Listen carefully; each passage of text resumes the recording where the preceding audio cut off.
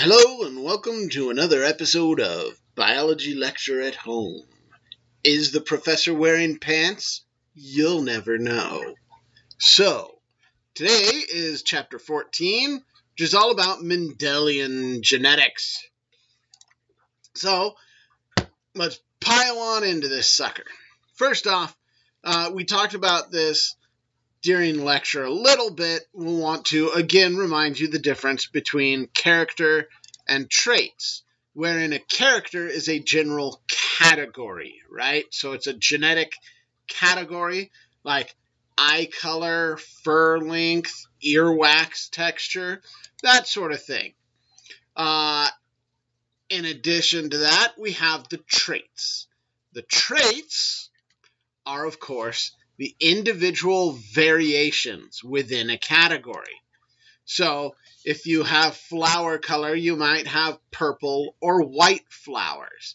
If you have cat fur, you could have short or long fur, right? Earwax type, you have wet or dry. So lots of different variants within a character. So flower color is the character, trait might be purple. This is important because when talking about Mendelian genetics, we want to mention how genes code for traits. So you'll have a character like flower color, and then you'll have individual alleles in there that each code for a trait in that character. And things like dominance and recessive traits will determine what you actually see. So, play a little game. What are the characters here? No, yell at your laptop, especially if you're in public. Like, really loud, too. Unexpectedly loud. As if I'm annoyingly dragging this out and you just want me to keep going. Oh, God, that's some tasty water. Fluoridated tap water. Good for the teeth, good for the body. So, obviously, man is gender. 6'1" is height. Eye color. Earwax type. So those are the characters. Gender, height, eye color, earwax type. We have our characters. So what are the traits? Obviously the specific variants involved. For gender, it's male or female. In this case, male. For height, well, there's quite a few, but most people go with like short or tall. So I'm just going to assume tall. Eye color, green, because I'm a magical person. And earwax is wet, so it's sticky and yellow. So those are the individual traits. There's blue eyes, brown eyes, green eyes. There's dry, white, crumbly, gray earwax, and there's wet, yellow, orange earwax. So we have the difference between characters and traits. So when we talk about inheritance, we're going to be talking about how certain characters are inherited, or the rules of inheritance behind certain characters. So inheritance is simply traits or characters that are passed from one generation to the next. Genetic information that goes from parent to offspring. That is what inherited traits are. I mean, it's dumb, right? But it's true. When we talk about inheritance, we're specifically referencing genetic information that is passed from parent to offspring. And each parent has traits that they can pass genetic information on. It's important to note that all our genes, all our chromosomes come in pairs, right? Because we are a combination of sperm and egg. Sperm from dad, egg from mom. So for all of our characters, we have pairs of genes or pairs of alleles, which I'll mention a little bit later. But we have pairs of genes, the gene that we got from mom, the gene that we got from dad. And those are involved in determining which trait is visible. So Mendelian genetics is heavily based on the fact that you have pairs. Genes are in specific locations within the DNA. So a gene's specific location on a chromosome within your genome is called the locus. That's just some general vocab. We'll be using it a bit more when we talk in the next chapter about chromosomal inheritance. All right. So let's hit up good old Gregor Mendel. Gregor Mendel, 1822 to 1884. This was a really cool man. He was a friar, actually, living in, he taught at a college. He taught botany, and he lived in a monastery, and So he was really into gardening.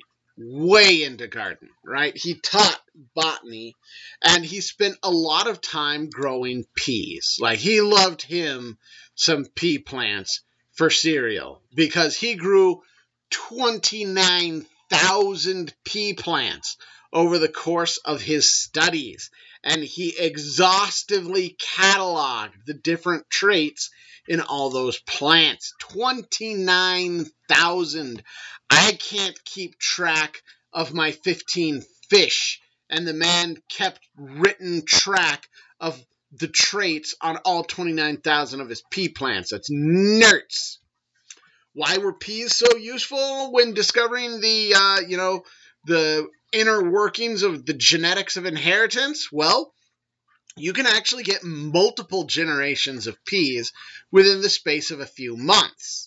So you can get 2 generations within 3 months.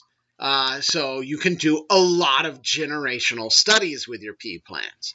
Plus, you avoid a lot of moral and ethical questions when you decide to go with peas instead of, I shall force the people with red hair to breed to the people with blonde hair. Anyway. Okay, so Mendel's work unveiled the rules behind a large amount of inheritance, right?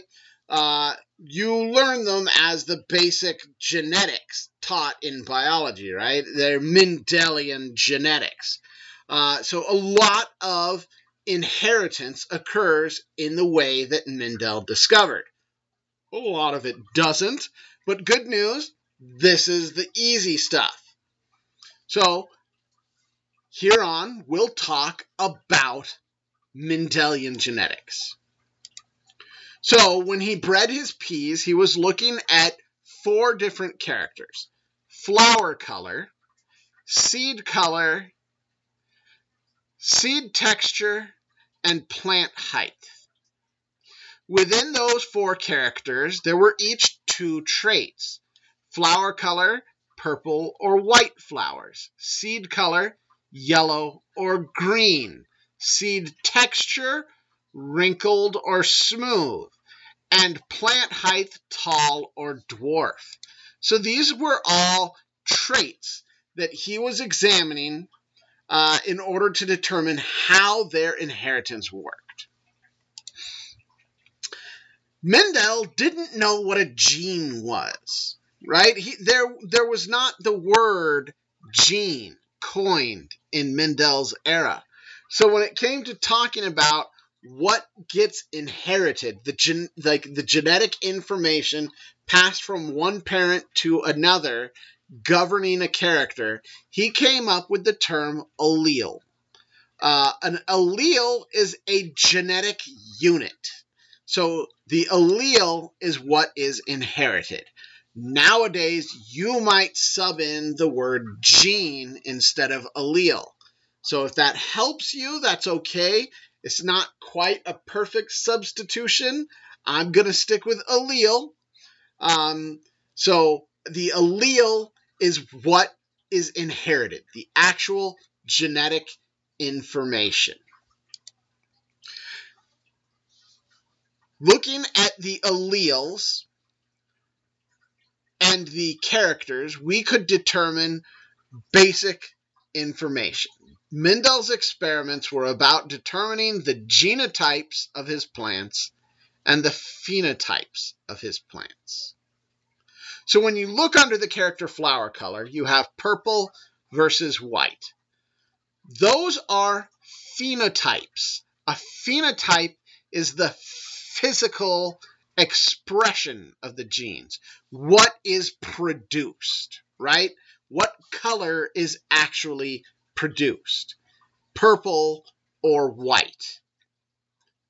Is it tall or dwarf? Is the seed round or wrinkled? Is the seed green or yellow? Those are all phenotypes, the physical expression of the alleles. We can contrast phenotype with genotype. The genotype is the sum of the alleles for the character.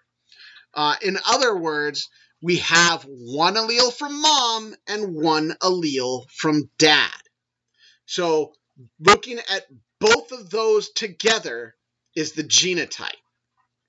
However, in Mendelian genetics, if they are different, only one of them is going to be expressed. And so, looking at what is actually expressed, what actually shows, is it a purple plant? That gives us the phenotype, the physical expression. Expression, by the way, is a term we'll be using throughout genetic stuff. Expression means the gene's product is utilized. It's produced, right? So the gene gets used, the gene gets expressed, it's physically expressed. So the allele for purple is expressed if the flower is purple. So the genotype is the actual alleles present. The phenotype is what you physically see or what is physically expressed. You notice phenotype, physical. I went ahead and underlined those. And for those of you playing the substitution game, genotype, genes, right? So, but I'm sticking with alleles. All right, so one other important thing to note. When Mendel started out these experiments, one of his aims was to develop true breeding plants. He couldn't really determine the rules behind heredity without setting up a proper experiment. And one of the bases for those experiments was developing true breeding plant. So a true breeding plant is a plant that will always produce offspring of the trait for which it is true breeding. So a true breeding purple plant is a pea plant that, when bred with other true breeding purple pea plants, always produces true breeding purple offspring. And you can have true breeding white plants with the white flowers, true breeding tall peas, true breeding dwarf peas, true breeding yellow seeds, true breeding green seeds, so on, right? You get the idea. One of the basic things he did was breed the peas so that he had populations of true breeding plants. Okay. Alleles. You have two alleles for every character, right? One from mom, one from dad. However, expression may not, if you have different alleles, both may not be expressed, right? With Mendelian inheritance, if you have two different alleles, like flower color, if you have a purple allele and a white allele, only one of those will be expressed. And the rules of expression are determined by dominance and recessive alleles. So a dominant allele is one that is always expressed when present. And a recessive allele is only expressed if both alleles are recessive. So a dominant allele, let's say for flower color, if the dominant allele was purple, right? And you had a purple allele and a purple allele, well, two dominant alleles, the flower's going to be purple. But if you have a purple allele and a white allele, the flower's still going to be purple because purple is dominant, and dominant is always expressed. Thus, in order to get the recessive white flower, you have to have two white alleles. Both alleles have to be white. A recessive allele is only expressed if both alleles are recessive. So we have some good vocab so we can talk about what kinds of allele combinations we have. Homozygous dominant, right? Homo, same, dominant, dominant. So we have two dominant alleles. So purple flower allele, purple flower allele. That's homozygous dominant. In contrast, we can also have homozygous recessive. White flower allele, white flower allele. Homozygous recessive. And then we have heterozygous. Hetero meaning different. So purple allele, white allele.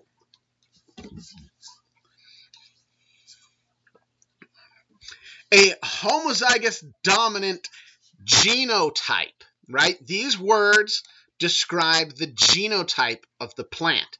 The phenotype is described by just what it appears. Purple flowers or white flowers.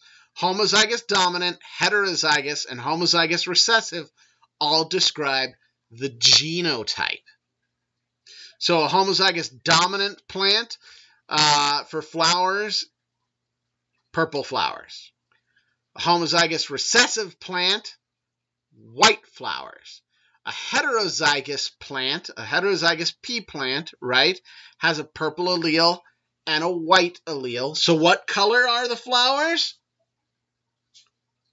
I can't hear you. Shout louder. Maybe pick up your mouse and use it as the microphone. That will help. Say, hello, computer.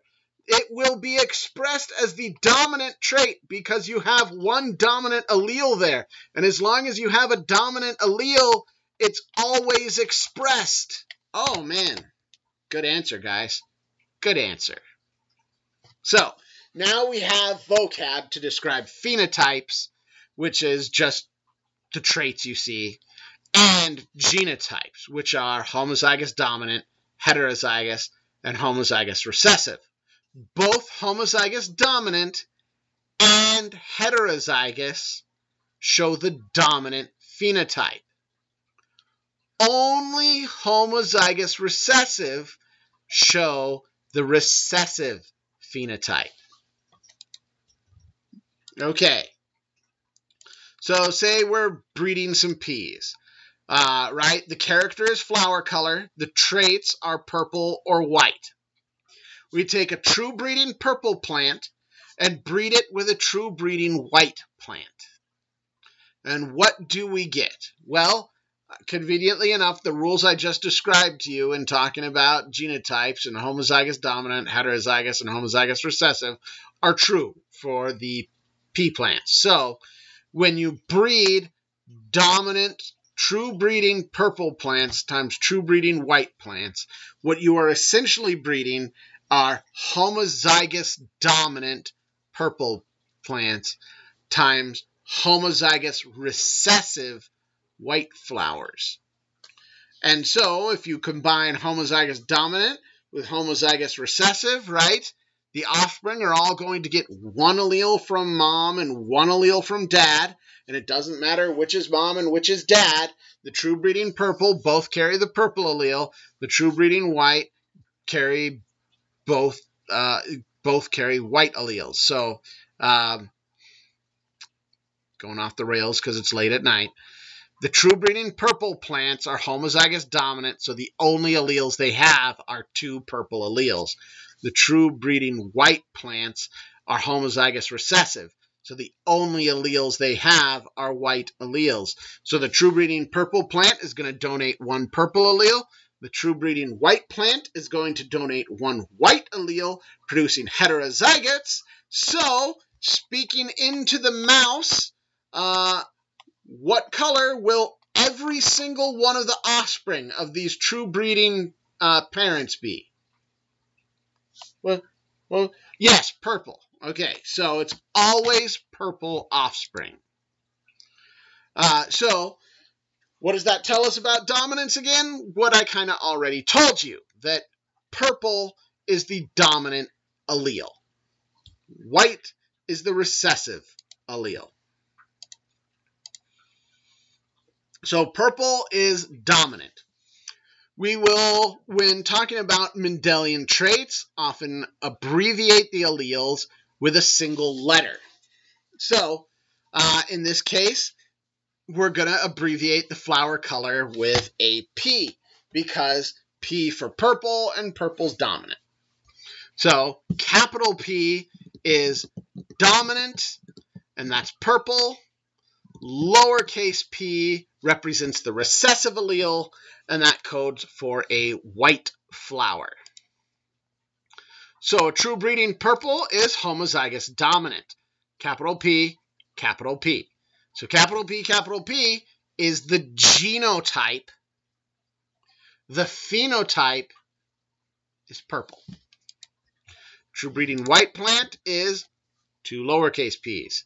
So that's homozygous recessive, and that's the genotype. Lowercase p is the genotype, and the phenotype is white flowers. So here we go. What's the character? Flower color. Good, right. What's the trait? Yes, purple. Good. The zygosity. Yeah, homozygous dominant. You guys are doing great. What's the genotype? Yep, P, capital P, capital P. That is the genotype, yes. And so is homozygous dominant.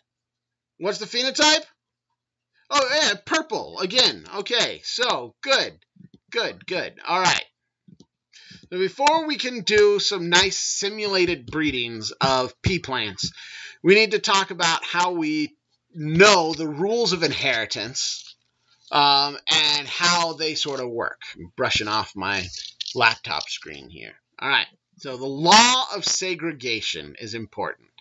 This is all about what ends up in a gamete, what genetic information ends up in the gamete, right? Gametes get 1 of the parent's alleles for every character, right? Because remember, for every single character, a parent has 2 alleles. The one they got from their mother and the one they got from their father, right? The gamete only gets 1 of those, because remember, meiosis goes diploid to haploid. Well, diploid is pairs of genes, pairs of chromosomes, pairs of alleles. So a haploid gamete only gets 1 of the 2 alleles. And it is random which one that is.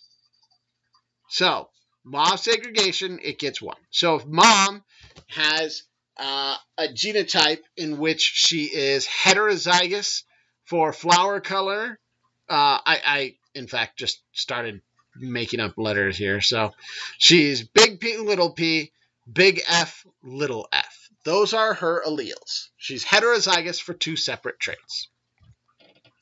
So what will her gametes get?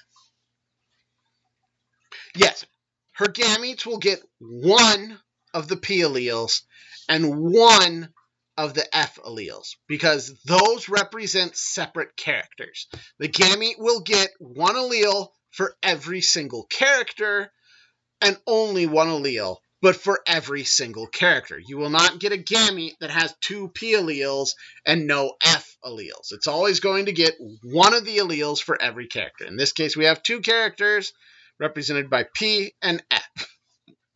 All right, so what does our egg get? Well, it's kind of random, right? Remember, those chromosomes during meiosis can orient randomly on either side of the metaphase plate, the homologous chromosomes, and so that happens in every single homologous chromosome. It can orient randomly, and so when we look at this, we actually end up with multiple potential combinations. And we kind of do the biology foil. So we could get the capital P with the capital F. We could get the capital P with the lowercase f. We could get the lowercase p with the capital F, and the lowercase p with the lowercase f. In every potential case, we get one allele for the P trait, one allele for the F trait. And so because of our random assortment and our law of segregation, it's every single one of those is equally possible. When we get into chromosomal inheritance, we might talk about when it might be, not equally possible, but that's ahead. That's ahead. For now, any possible combination of P's and F's is equally possible. So we can have 4 different outcomes here. How about if we make it even more complicated? Hint, it's actually not more complicated here. I'm just reminding you that you're going to have large numbers of alleles, right? We're not even talking about the fact that we have 23 pairs of chromosomes. That's chromosomes. Each chromosome carries multiple genes, right? So we're talking a human has thousands of alleles. So when you think about it, an egg is going to have, tons of potential combinations, right? So the cheat here, by the way, is that it looks like there's 4 traits that I now have to foil here, but the P's and the F's are both homozygous dominant, and so they can only donate a capital P, capital F, which means we go right to the center there, and we see that we're heterozygous for 2 traits, just like the previous one. So capital T, G, capital T, lowercase t, capital G, lowercase t, lowercase g. So those are the potential eggs we get. And I'm just continuing to illustrate that we have 4 traits, and the egg, or we have 4 characters, and the egg has 1 allele for each of those 4 characters. So when you're doing an example of this on, say, a quiz or an exam, you are going to have to make sure that all the characters are represented when determining what alleles a gamete might have, right? So just some exercise for you. Really, this foil thing is the most important thing to remember here. So we'll go back and make the arrows appear animated again because I worked so hard to get this done. Boop, bloop, beep, beep. Haha. Okay. Here's another one. And that one, the animations got weird on. So, anyway, you can see she's homozygous dominant for the P trait, heterozygous for the Y trait. So, you're actually going to end up with capital P, capital Y, or capital P, lowercase y. So, you'll have a 50-50 chance there. So, cool. Here's dad, heterozygote, so same rules as before, just with P's and Y's instead of P's and F's. All right, So I'm just throwing this down again because I want you to know to have to do this to know how to do this because it's an important part of Punnett squares. And man, do I love putting Punnett squares on tests. So, and we're going to roll you through Punnett squares. But in order to successfully set up a Punnett square, you have to know how to determine what gametes a mom could produce. The different variations on gametes that a mom could produce using Mendelian genetics, right? Okay, so the basis of Mendel's experiments was just massive amounts of p-sex. And no, I'm not talking about Russian videotapes. I am talking about actual pea plants. It always started out by breeding true breeding plants. And then he could combine two true breeding plants of two different traits together. So he would only breed in his experiments, well, that's not true. He would breed in his experiments and record what the results were. So he would take true breeding purple times true breeding white for flower color and record the results. Right? I have the P here because this was the parental generation. His true breeding plants were the original plants. So when he started his experiments by crossing true breeding plants, that was the parental generation. True breeding purple times true breeding white was the P generation. The P for parental generation. The offspring of these crosses, well, remember true breeding is homozygous. So homozygous dominant times homozygous recessive, they get a capital P from, they get the dominant allele from the purple parent and the recessive allele from the white parent. And all the offspring are what now? Yes, heterozygous. These offspring are known as the F1 generation. If you're into language and grammar, F was filial, or sons and daughters. So the F1 generation of these true breeding parental crossings were all heterozygous. And then Mendel would cross F1s. What genotypes could he get from these crosses? Oh, what's that? You don't have the answers offhand? If only there were some way, some easy, graphically representative way that you could put on a quiz or a test that would get you points in order to determine the potential genotypes produced by a cross between heterozygotes. Oh, I'm telegraphing again. Anyway, before I continue on to our magical world of crossing, the offspring of the F1 were the F2, right? So then you could cross F2 and get F3, and you could cross F3 and get F4. Makes sense from there. Okay, so how do we know what potential genotypes are produced during an F1 cross when we cross two heterozygous offspring?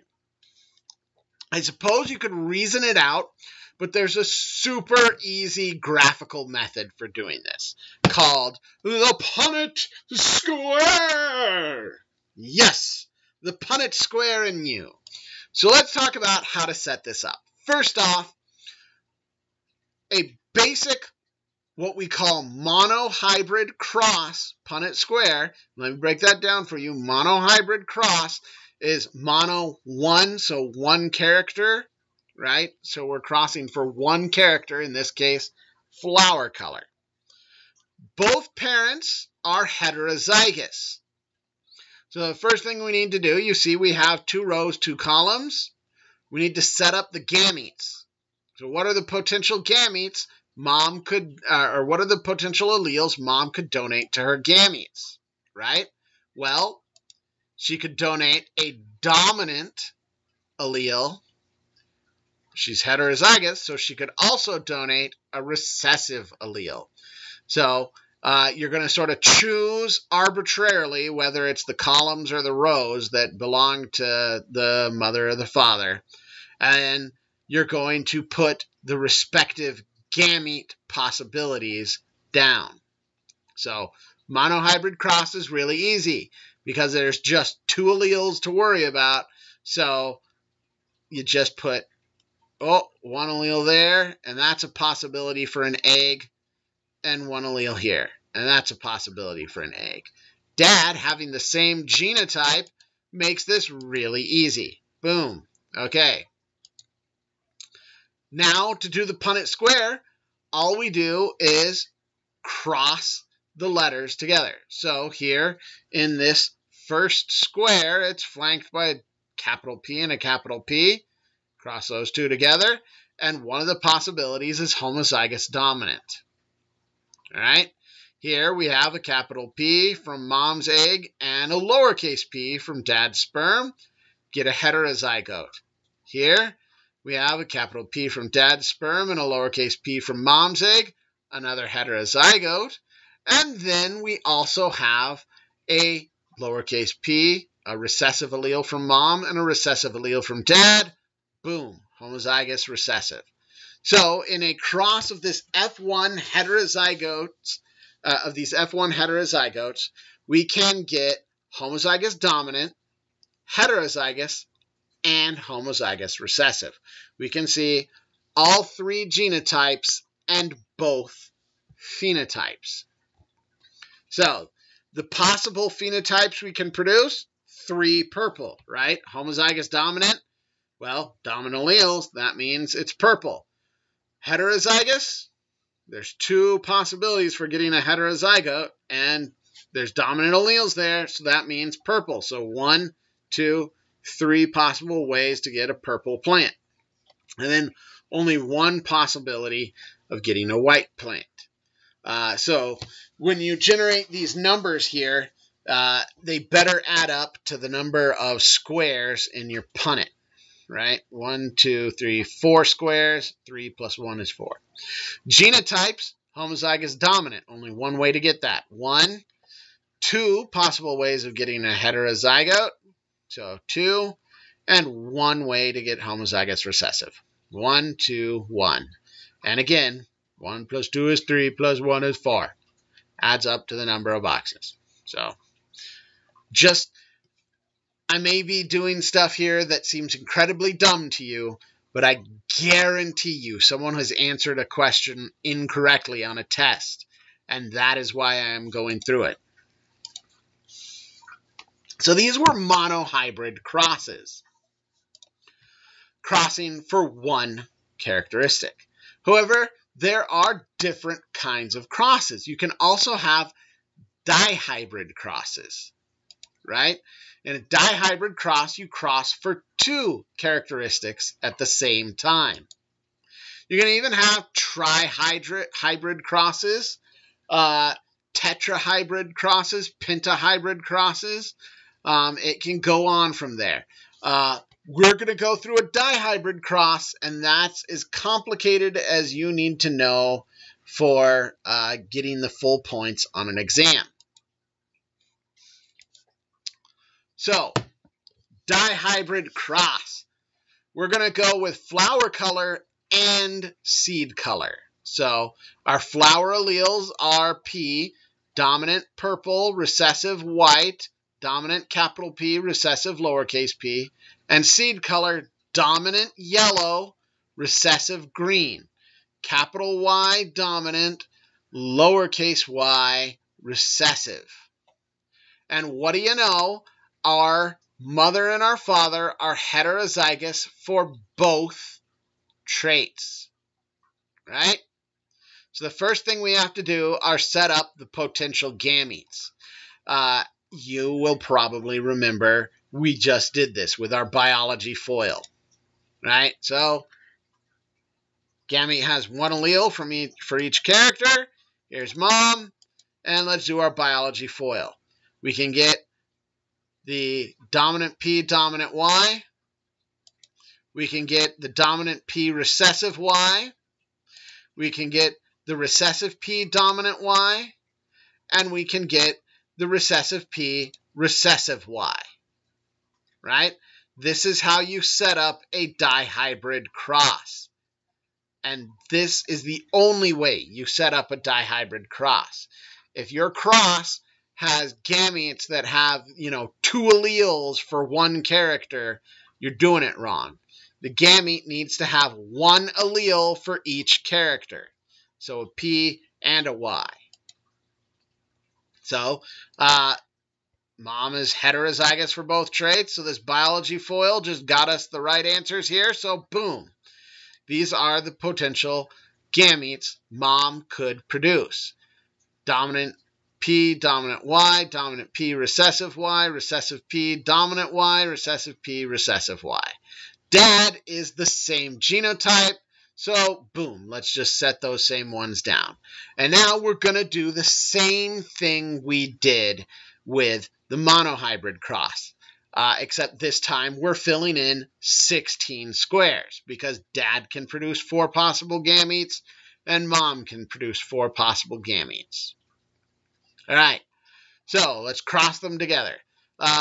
When we write these in, we're going to want to group alleles for the same character together. So you won't put PY, PY, you'll put PP, YY. Useful. I always like to put dominant alleles in front of recessive alleles. So, for instance, here we're going to have the homozygous dominant for P and then a dominant Y, recessive Y. And the dominant Y comes first, right? So just like you see where I wrote up the heterozygote nature of the genotypes of the parents.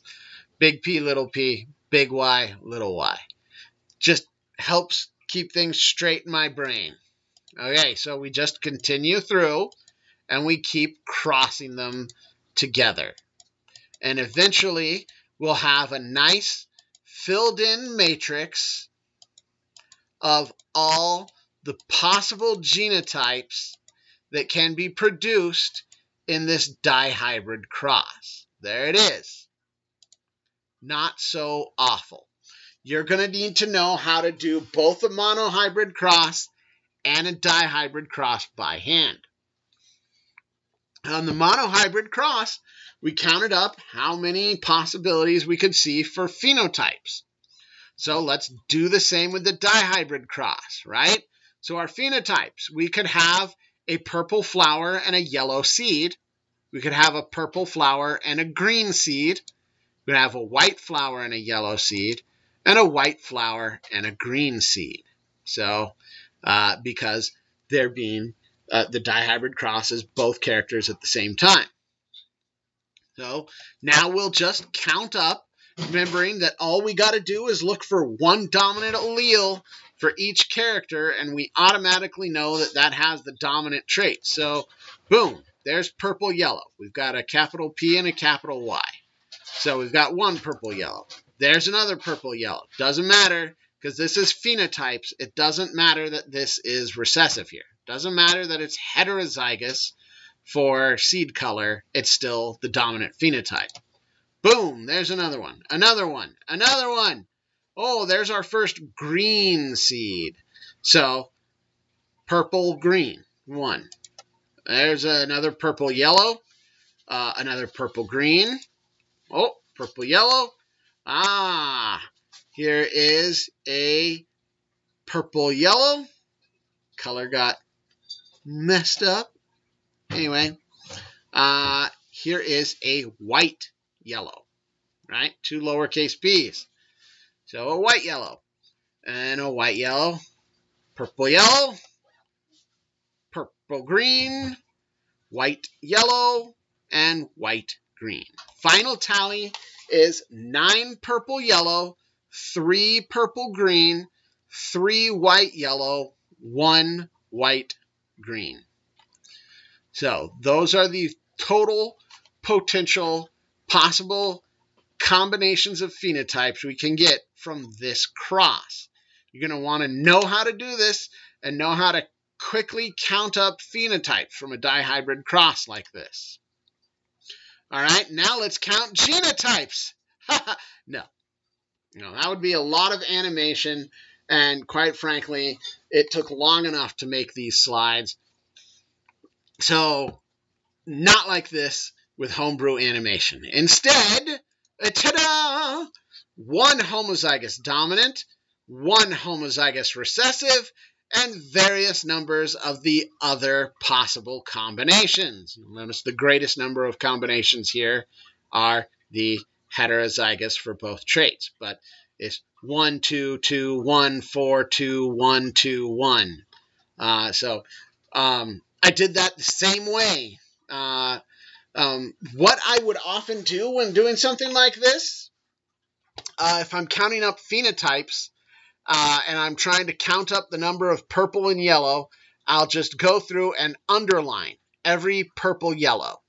And that way, once I've found all of them and I've counted them up and it comes time to count purple green, I won't have to look again at any purple yellow because they're underlined. Anything with an underline, already counted, right?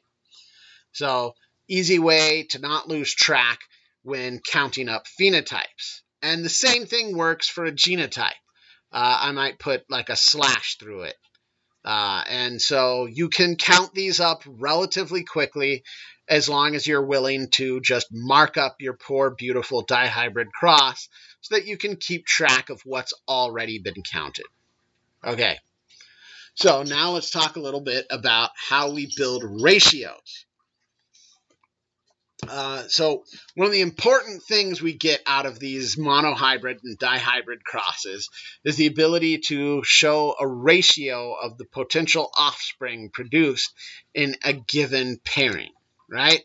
So ratios could be phenotypic ratios, and they can be genotypic ratios. And they're presented as a number, number, or dihybrid crosses, you'll generally have multiple numbers, or more than two.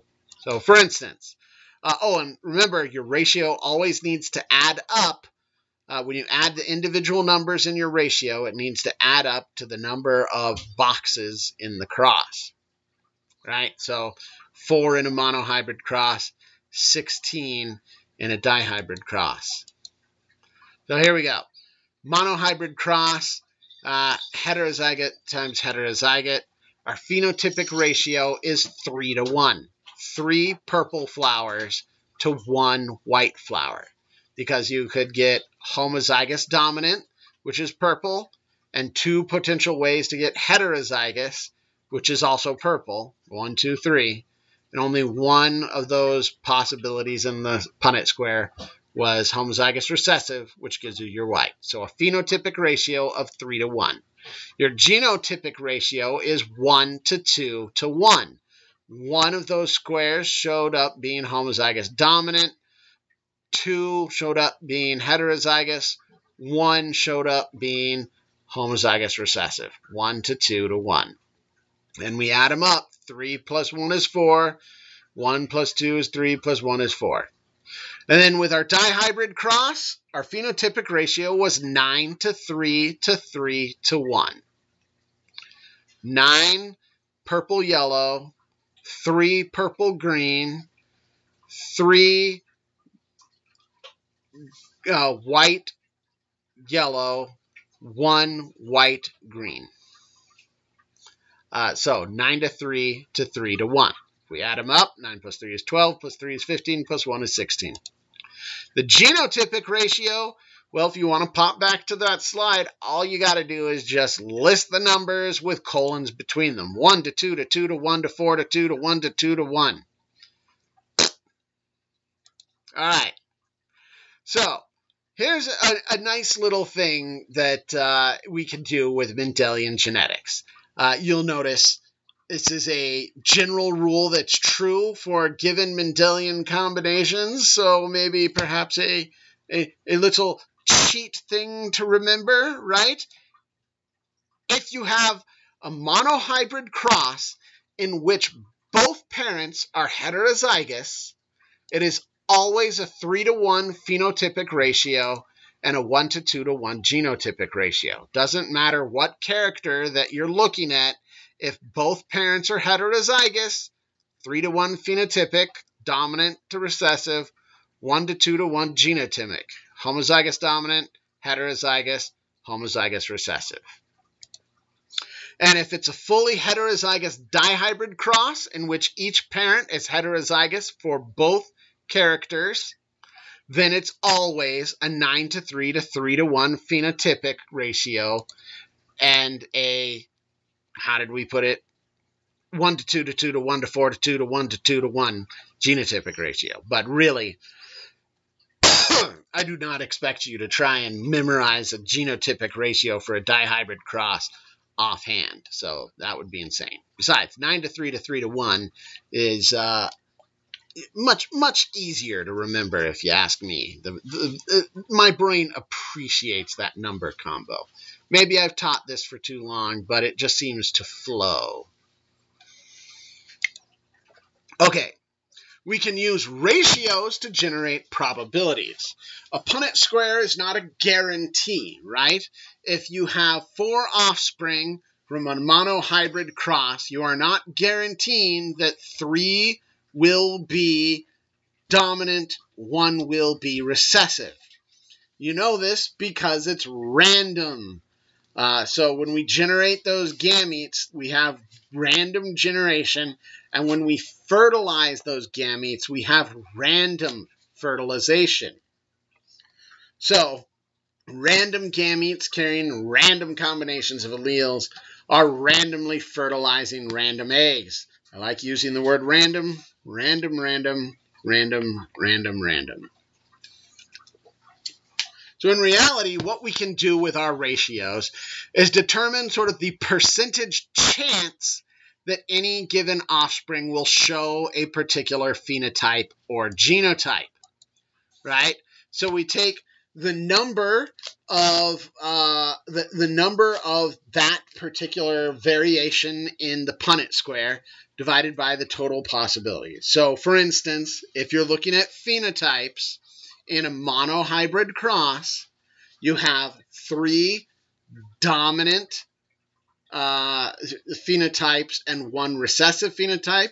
So if you're trying to calculate the probability of getting the dominant phenotype, you would take 3 divided by the total possibilities, which is just the number of boxes in the Punnett. So 4, 3 out of 4. So relatively easy. And then, of course, to get a percentage, multiply by 100. So here's our monohybrid cross. The probability of getting a purple plant is 3 out of 4, which is 0.75 times 100 is 75%.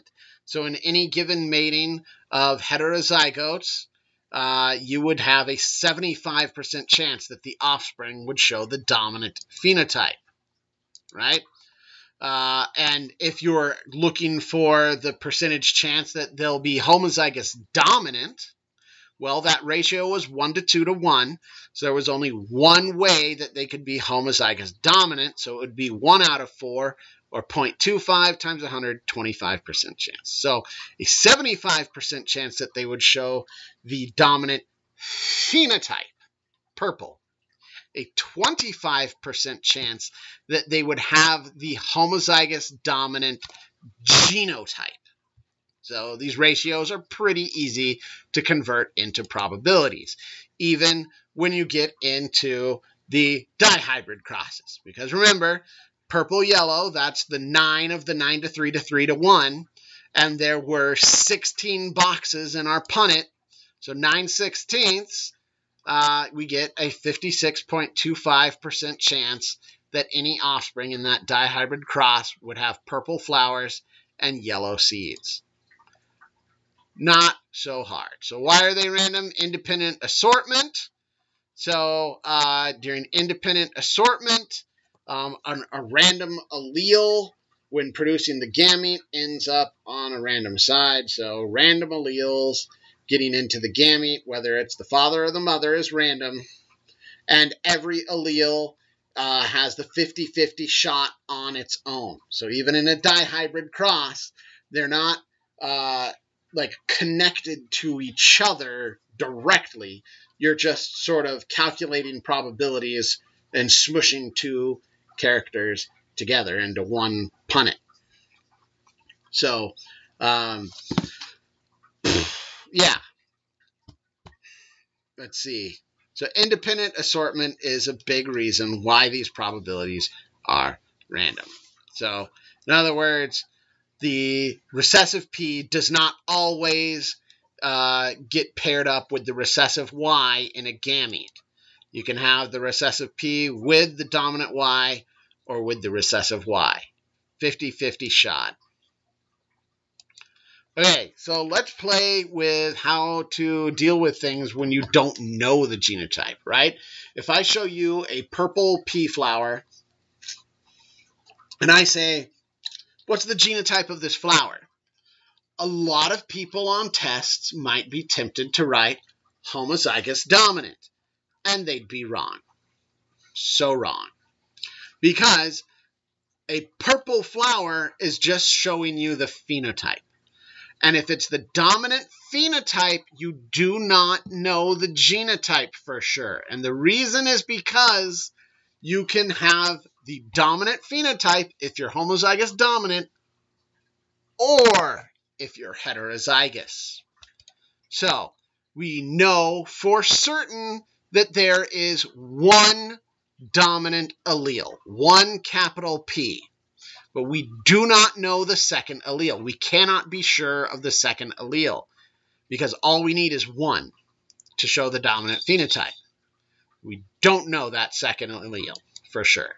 I like to write this as a big P and then a little blank, P blank, because that could be homozygous dominant or it could be heterozygous. Both would get you the dominant phenotype that we're seeing. So how could we find out if this flower is homozygous or heterozygous? There's some basic ways. One of the easiest is to cross it. And you cross it with a homozygous recessive flower. Cross it with a white flower. The reason you do that is because if it's heterozygous, do the Punnett square with me, man. I know you've got paper out. I know that you're taking notes off this like good students.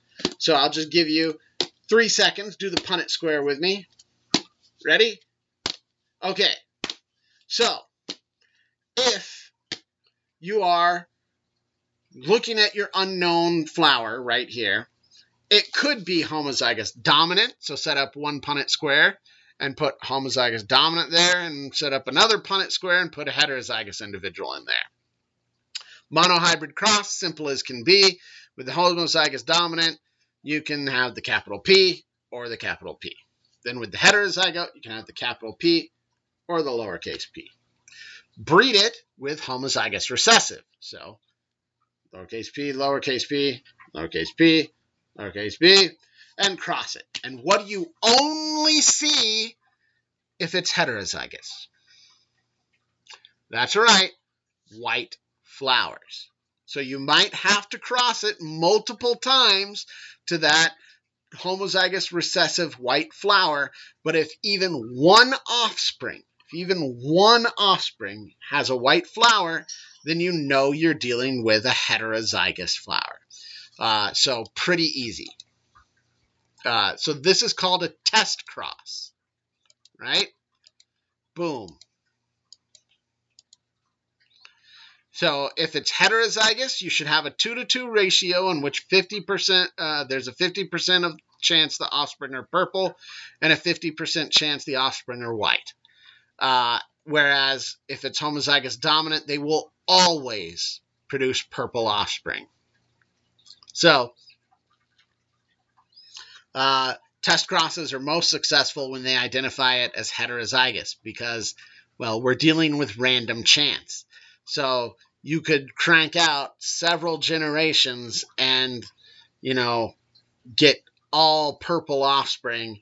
And although your, percent chance of that happening is incredibly low, it's still possible. Whereas you're very likely to get some white offspring within 1 or 2 generations of your test cross there to show the heterozygote. So anyway.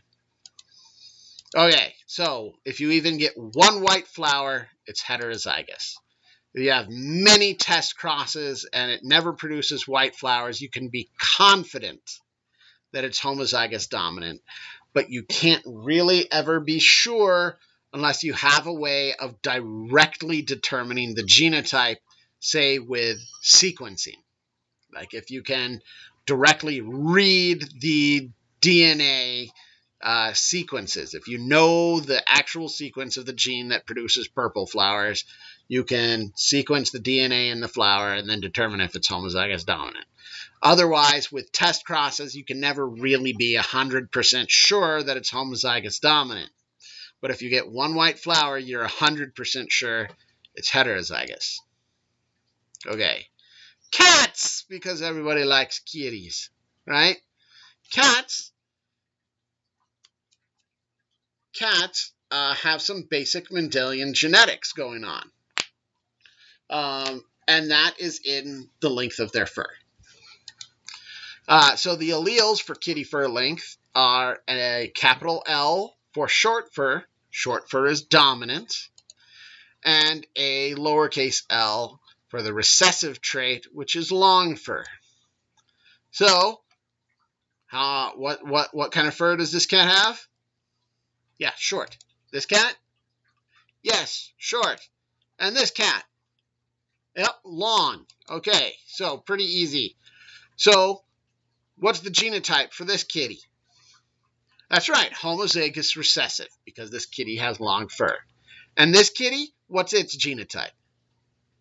That's right, you don't know, because it could be homozygous dominant or heterozygous. That's good. Good on you. You're smart for getting that. Let's play with humans then, because everybody wants a Mendelian trait in humans, and I can pretty much guarantee that every single Mendelian trait you learned in high school or community college was false, because the only Mendelian trait I've been able to dig up is earwax. Haha, I made a pun and it wasn't intentional, but it's amazing, and I'm amazing. The only Mendelian trait you can dig up, I need to go to sleep, is earwax. Cerumen is the fancy science term for your earwax. You can have wet earwax, which is the dominant trait, which is sticky yellowish brown to dark brown wax, or dry earwax, which is the recessive trait, crumbly and gray to tan. Dry earwax seems to be most common in Southeast Asian populations. So what kind of earwax do we have here? Yep, wet. Yep, wet. Dry. Not so bad. And because everyone loves pictures, here's dry earwax. You can see it's kind of crumbly and dry. And then here's wet earwax, like mine, which is all icky and sticky and gooey. Okay, so let's play with something called a pedigree. Dear God, this better end soon. This has been going on so long, I forget how much longer there is to this thing. So, say we have two parents of known genotypes. Dad is heterozygous. Mom is homozygous recessive. What kind of earwax does Dad have? Yes, wet. Mom? Yes, dry. Okay, what are the children's genotypes? Well, we don't know for certain, right, without sequencing them. But what I can tell you is maybe the sister has the dry phenotype. If they have the dry phenotype, can you know the genotype? Yes, because that's the recessive phenotype, and the only way to have the recessive phenotype is to be homozygous recessive, like mom there. So, homozygous recessive. Boom. Then you have two brothers who have wet earwax. Can you know for certain their genotypes? You might be tempted to say, no, you don't know for certain their genotypes. But through the magic of the pedigree, we actually can.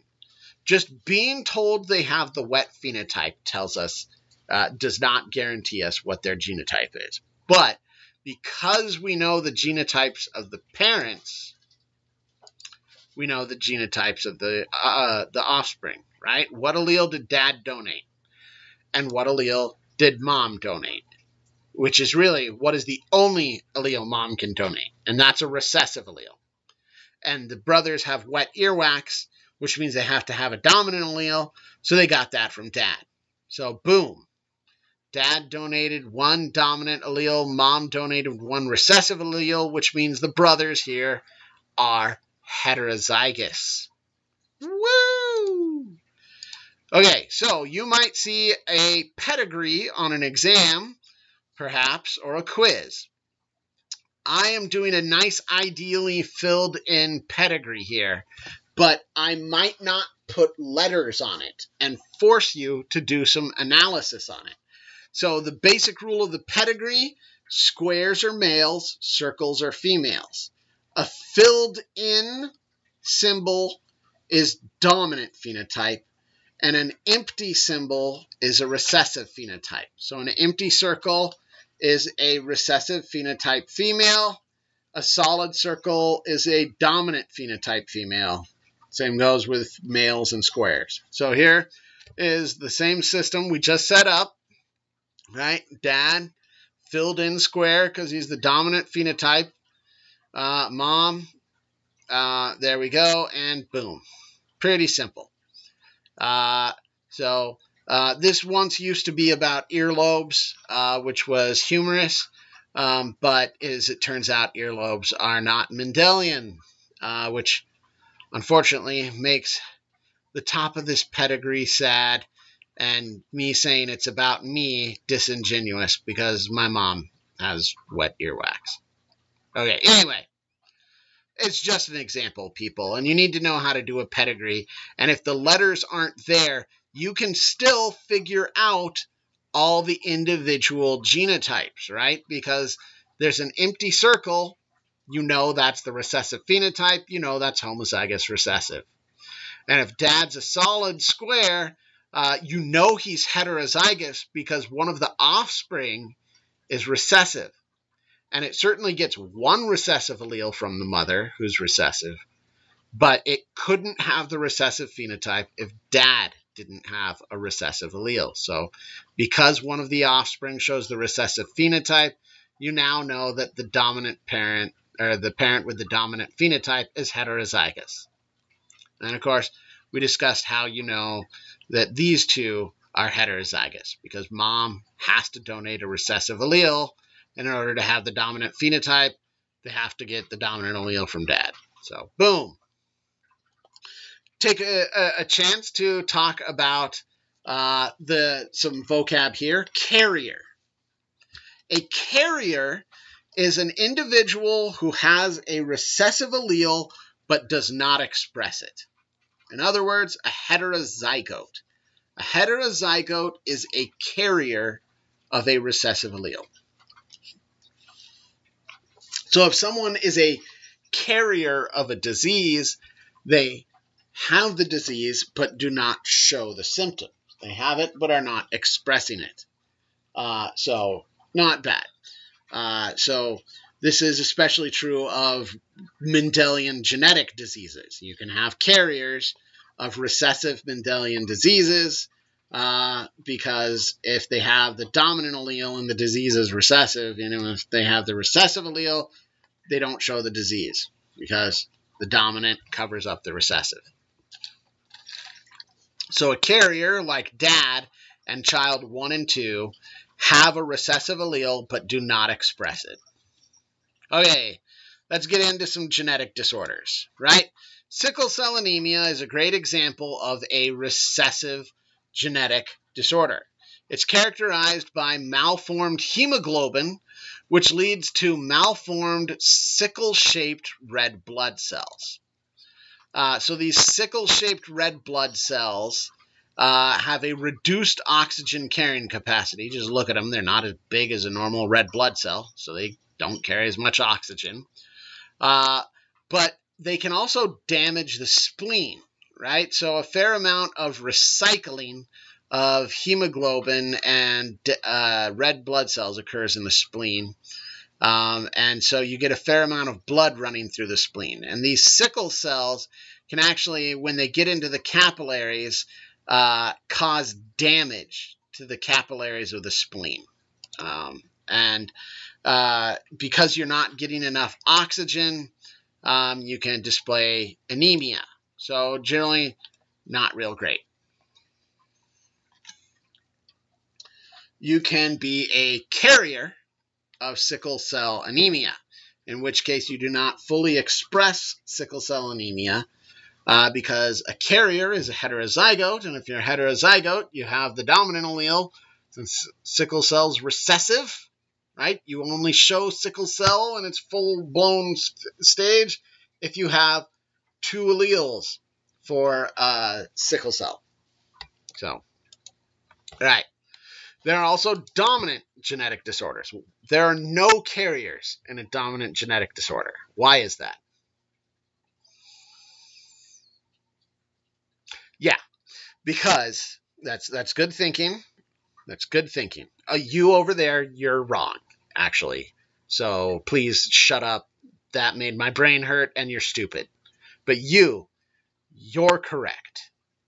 There are no carriers in a dominant genetic disorder because a carrier carries an allele for the disease but does not show it. And if it's dominant, if you have one allele, you express it. So there's no carriers for a dominant genetic disorder. If I wanted to be a Trixie Hobbits and put like a multiple choice or a true-false question in there about carriers for a dominant disorder, you would see the key word dominant genetic disorder there, or you'd remember one of these dominant genetic disorders, and you'd know that there can't be a carrier for it, right? Osteogenesis imperfecta is an example of a dominant genetic disorder. In order to show you all how old I am, let's see how many of you get this reference. The kids. They called me Mr. Glass. That is Samuel L. Jackson, right, from Unbreakable. Osteogenesis imperfecta is the bone disease he displayed there, in which your bones do not properly generate a collagen. And so without collagen, your bones do not have an ability to flex with forces. And so they're extremely brittle, and you break your bones constantly. That's osteogenesis imperfecta. It is a dominant disorder, so characterized by defective collagen and extremely brittle bones. However, it is treatable. So you can give people access to a treatment which replaces the collagen in the bones and strengthens their bones without needing a Bruce Willis. So, references to old movies. Okay. Another one is achondroplagic dwarfism. Achondroplagic dwarfism is dwarfism. Your arms and your legs are disproportionately small compared to the size of your torso, and you tend to have some different proportions in your skull here and there. You may have a more stout nose or something like that. People with achondroplagic dwarfism are 4'10" or shorter. Here is your super example of someone with achondroplagic dwarfism, right? Everyone who watches that one show, Tyrion Lannister, there he is. He has achondroplagic dwarfism, which is a dominant genetic disorder. I include this picture because here he is walking with his wife and his daughter. And you will notice, despite his daughter being caught making a funny face, she does not actually have any kind of dwarfism. Do not draw from the funny face. You are being a presumptuous asshole if you are. Anyway, the daughter does not have dwarfism, and the wife does not have dwarfism. Even though it's a dominant disorder, if someone with achondroplagic dwarfism is heterozygous, and they have a child with either someone else who's heterozygous for achondroplasia dwarfism or someone who does not have achondroplasia dwarfism, then there is a chance that their child will not have achondroplasia dwarfism. And we can see that in the Punnett square, right? If you put a D down for dwarfism, capital D for achondroplasia, lowercase d for no achondroplasia, we know for a fact that Pete here is heterozygous. If he was homozygous dominant, his daughter would have achondroplasia dwarfism because he would only be able to donate a dominant allele. So, woo! We determined the genotype of a TV and movie star. Okay, so now it's time to go off the rails and talk about things that are not at all Mendelian genetics. I think we are getting close to the end here. Okay, so there are multiple instances in which Mendelian dominant recessive does not cut the cheese in explaining how things are inherited. And so we have incomplete dominance, characterized by snapdragons. When we look at certain snapdragons, we can see we have red flowers and white flowers. Capital R versus lowercase r, just to keep with our, habit of keeping with the same letter. So capital R is red. Lowercase r is white. You can be homozygous for red, and you can be homozygous for white. So what happens when you're heterozygous? You're pink. Incomplete dominance is what we call blending, right? So when you have incomplete dominance, neither allele is dominant over the other one. And so the two alleles blend their expression together. Great in snapdragons, you get a pink flower because red and white mixed is pink. So in incomplete dominance, you have a blending. So expression is a mix or a blend of the two alleles present. Then we have codominance. In codominance, all the alleles are fully expressed. Our great example of this is blood types, right? By now you've done lab and you know the ABO blood phenotypes, A, B, AB, and O.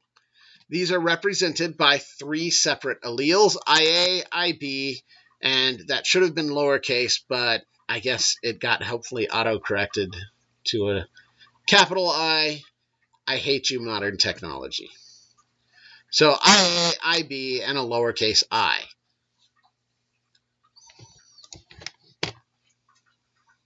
So when looking at blood types, you get one allele from mom and one allele from dad. And both alleles are fully and completely expressed. Instead of blending, both alleles are fully expressed. And I'll talk about the difference here when I put this up here, right? So type A blood, you could be homozygous for the A red blood cell membrane protein, protein A. You could also be heterozygous with the lowercase I.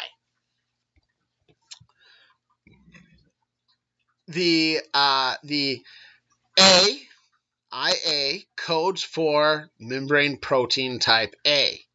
The IB codes for membrane protein type B. The lowercase I codes for no protein. It does not code for a protein. That's why it's got a lowercase I separate from the others. So when you have type A, if you have both alleles being the A protein, then you get A protein. If you have one allele being A protein and one allele not coding for a protein, well, they're both fully expressed, which means you get A protein on the blood cell. So they're both type A. Type B, same deal, but with the B allele. You can be homozygous for the B allele or heterozygous with the little lowercase I, right? So BB or B little I or BO if you want, but I want to see that little I. In both cases, they're fully expressed. It's just the lowercase I is not saying to build anything, so nothing gets built, and the other allele is saying build an A, so you build the A protein.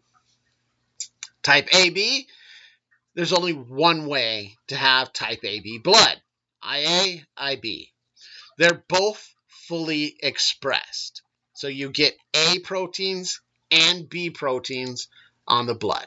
And then type O, little I, in which neither one is coding for the AB membrane proteins. So here's our phenotypes. Type A represented by these cute little green triangles. Type B by the little blue circles. And we can see in AB we have full expression of triangles and circles.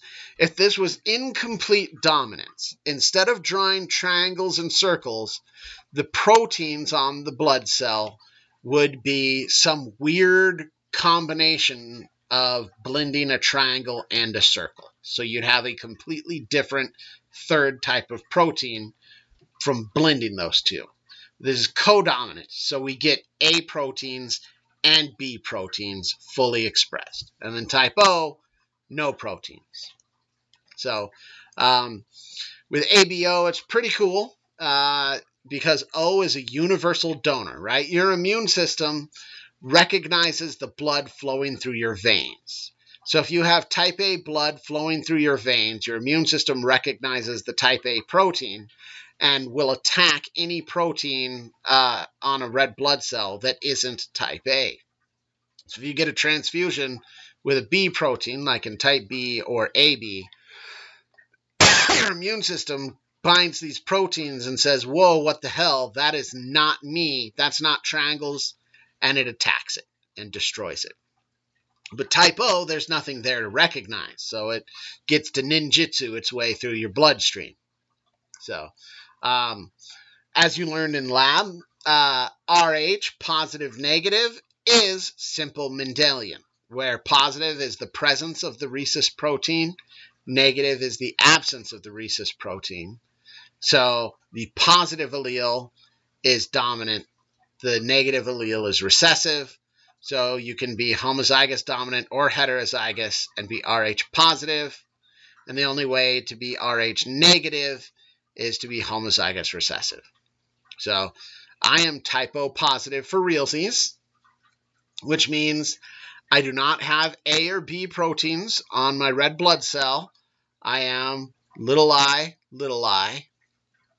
And because I'm positive, I know that I have at least one allele for the presence of the rhesus protein there. My mom is type O negative, so I actually do know that I'm heterozygous for RH because I had to get a negative from my mom, and I definitely got a positive from my dad because I'm positive. So there you go. More of that pedigree stuff that's so fun, and which we can determine people's genotypes by looking at the parents. Woo! Okay, so I was mentioning just now, white blood cells can identify self versus non-self, in which self is anything that is a part of your body that is coded for by your DNA. Non-self is anything that is not. Non-self is a huge category. It can be splinters, viruses, bacteria, anything, right, if it's non-self. The immune system attacks non-self. AB proteins are recognized as self or non-self.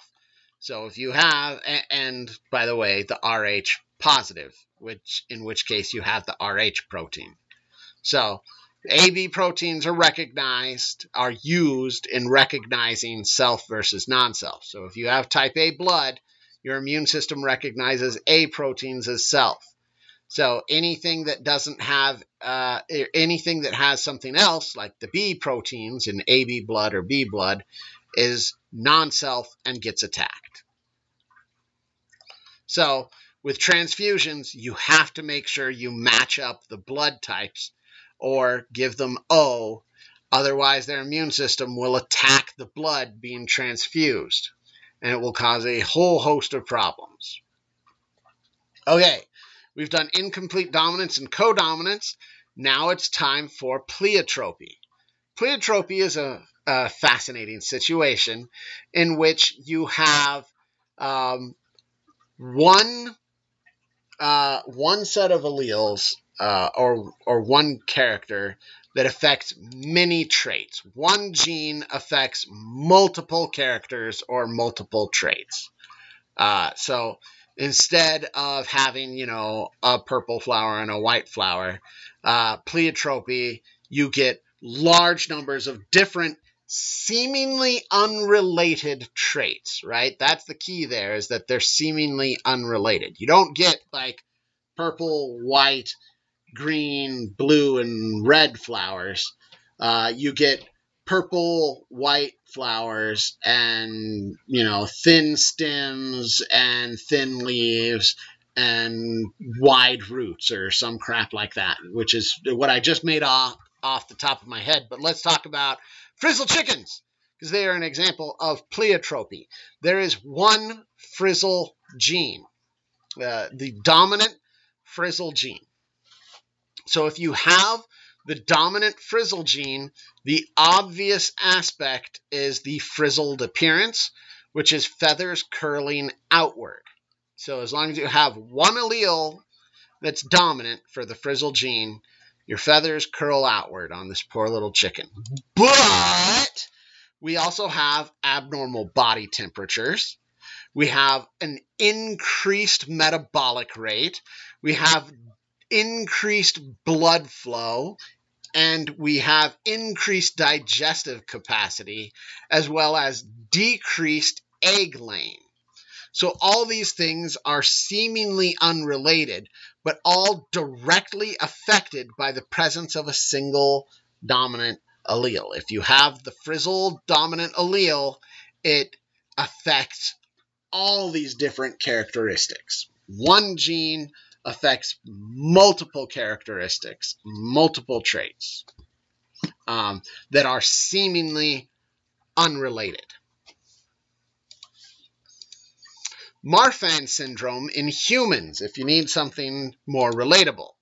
This is a dominant trait again, and it is another example of pleiotropy, in which if you have the dominant Marfan allele, you have long limbs, poor eyesight, a weakened aorta, which means high blood pressure is very dangerous for you. The higher your blood pressure, the greater your chances of rupturing your aorta. And my favorite category, other. So here's an example of someone with Marfan syndrome. So pretty cool. All right, next up, polygenic inheritance. You can kind of think of polygenic inheritance as pseudo-opposite pleiotropy. Not really, though. So I hate that comparison, and now I regret saying it, but I'm too lazy to edit it out, so you're stuck. Just don't remember. Polygenic inheritance is where you have many genes affecting one character, right? And the intensity of that character, the expression of the character, is based on the sum of dominant and recessive alleles, right? Skin color is your go-to gold standard in this. You might notice that human beings have a beautiful array of skin color, from the very pale to the very dark. And it's all based on the presence of melanin in the skin. Melanin is a little pigment, and the pigment blocks light. It is a dark pigment. It also happens to block UV light. In human populations, you tend to see increased melanin at the equator where you have greater exposure to light, and decreased melanin as you get further away from the equator and you have less exposure to light. Why would the melanin decrease with less exposure to light? Well, human beings synthesize vitamin D from light exposure. And so you have to have a trade-off. UV damages the cells and can damage the DNA and could lead to cancer. So you want to protect against UV. But you also have to allow light to pass through the cells in order to synthesize your vitamin D. So the less light available, the more light you need passing through your tissue there in order to get decent vitamin D synthesis. Whereas if you have tons of light available, then it's more important to block out UV radiation. So that's why you just see this natural gradient from the poles being lighter skin colors to the equator being darker skin colors. And that is all based on 3 genes. Melanin is a dominant allele. In all 3 genes, producing melanin is a dominant trait. That means you can have up to 6 dominant alleles, right? 3 genes, each one has 2 alleles, one from mom, one from dad. So you could have up to 6 dominant alleles producing the darkest skin pigmentation. And then for past that, the various skin shades are based on literally the sum of dominant alleles. So very cool. So now you know that, and it's super awesome. And by the way, this is pretty much these skin color genes. This is it. This is what they affect, melanin. So if anybody ever tells you skin color is connected to something else, punch them because they're racist. That's the biological thing to do. Yes, Kat. Thank you for clicking the button. Okay, last up, and I do actually mean last up, are multifactorial traits. A multifactorial trait is a trait that is affected by the environment, right? So expression of the alleles is affected by the environment. Oh God, I can be done and sleep soon. Our gold standard example for this is Himalayan wabbits. They are pure white. Although if you've ever seen a Himalayan rabbit, you know they're not completely pure white. They have dark points. And these dark points are directly associated with areas of the body that experience reduced temperatures or are susceptible to heat loss. So here's our little wabbits. And he's got dark ears. Oh, it's a cute little dark ears. And it's a cute little nose. Right? We have a lot of capillaries and blood vessels in the ears. We can lose a lot of heat here. And we're breathing in and out through the nostrils, so we can lose heat here. And we just have a poofy little tail and the little feetsies. Why are only the little noses and feetsies and poofy little tails dark? Such a cute bunny. So cute. The answer is because the expression of melatonin in these rabbits, melatonin is the dark pigment that produces the dark points. The expression of melatonin is dependent on cold. So it's all about heat loss and conservation. Melatonin is expressed when a part of the body that is producing pigmented fur is exposed to cold. So the environment affects the expression of the gene. They found this out with Himalayans in a really cool experiment. They took a little Himalayan wabbit and they shaved its back And then they just belted an ice pack on and let the fur regrow under the ice pack. Shaved the back, put on an ice pack, and the new fur that grew in under the ice pack was dark fur, because that part of the body was exposed to heat loss from the ice pack. And so the dark fur that grew in was melatonin fur. You know, if you have sunlight on your black upholstered car, it gets really hot. So dark pigment there collects heat. So it's an adaptation to try and protect the bunny wabbit from heat loss. So that is multifactorial traits, where the environment affects the expression of the trait. The environment or expression of the trait is dependent on environmental conditions. And our gold standard example is the Himalayan rabbits that produce melatonin in fur in response to heat loss. Super cool and super done, you guys. Super done. Oh, God. I'm going to go sleep.